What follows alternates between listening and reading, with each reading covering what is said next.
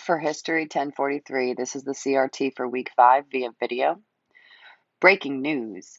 Riots broke out last night in Boston, Massachusetts, and there's talks of them throwing tea over next week. We'll give you a little backstory to understand the severity of this situation. I'm your host, Ryan Wagner, and we'll be right with you. So, just to recap, in case you've been living under a rock or digging too much gold out west, during the French and Indian War through 1755, or 1754 to 1763, Britain gave a lot of efforts in aiding our win, didn't they? Or did they? This is also referred to as the 7 Years' War, and probably will go down in history as such. In this war, the French and natives fought together against us Brits for control of land in and around the Ohio Valley and westward.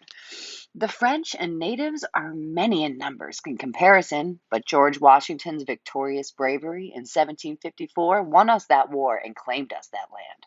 This eventually created that Treaty of Paris in 1763, which officially ended the potential threats over land and establishing rule of us and our Britain's colonies. Cool, right? We also got to give thanks to William Pitt, that prime minister of ours, over in London. He gave force to the notions of military assaults and successes, in which the French and Indian War was won. And now there's a very powerful and global force at this time in history. Just look how far we've expanded. We're globally dominant. You see, though, Pitt, he's not scared to put our country in significant debt to achieve and maintain authority here in the colonies and around the world. So with this, they want various taxations on us, forms of control to submit us to pay their debts, and establish acts that lead us to this disobedience and revolt, that we've seen here last night.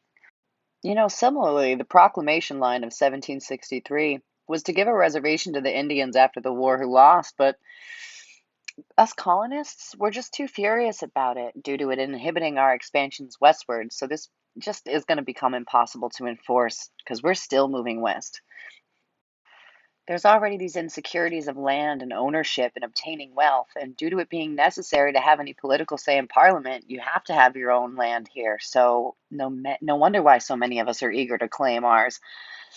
And because this is what it is, the land of opportunity and wealth. Because of this, now Britain, the Crown, wants us colonists to keep this proclamation in place, but nothing panned out as planned, at least not for the Crown, and it won't. Because you want to know what? We're going to keep moving west. And there's talks of further revolt, and that's to come up ahead. So Britain may be eager to enforce these laws that would restrict us and our rights and our profits, establishing forced tax, forced housing for these soldiers. Who are we taking care of them? Isn't that what they tax us for? Now we have to pay more and do more? No. This is what's led the colonists. This is what's led us to rebel, especially after the number of acts that were meant to control us. And when we started purchasing molasses from the French, that was an act of protest from the colonists, us, towards Britain and their attempts on increased taxation to pay for the war that was just won. We've got the Sugar Act here from 1764, the Stamp Act from 1765, the Quartering Act from 1765, the Declaratory Act from 1666, the Townshend Act of 1767. I won't be surprised with the Tea Act of 1773. Going to create the Boston Tea Party. So there's attempts from Britain to regain control over us. These established and increased taxes to help aid in the Crown's debts. Why are we to pay them off?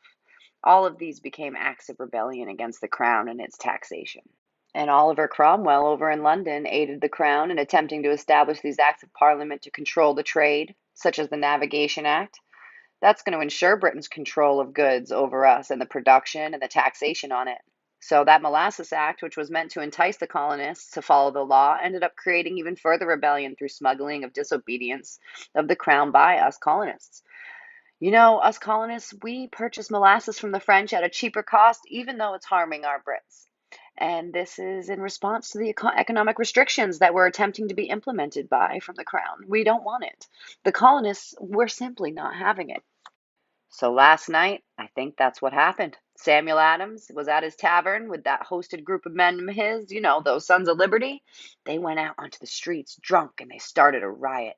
This successful attempt to express their frustrations with politics and abolish the Stamp Act. The Sons of Liberty, or the drunken men who took to those streets, went right in front of Andrew Oliver's home here in Boston. Right in front of his home. He's a stamp collector. So they're pushing him out of his position. They essentially ended this tax collection on taxes last night because he's called in for resign. But you know what? I think the boys took it a little bit too far because they dragged and burned and hung and decapitated an effigy of Oliver, expressing what they would do to him if they could get their hands on him. That is a riot, my friends. But he resigned. And thankfully he's saved, but be warned, anyone who takes his place will soon be met with similar hazing, such as dropping some warm tar all over one's body and throwing chicken hairs on it. How humiliating.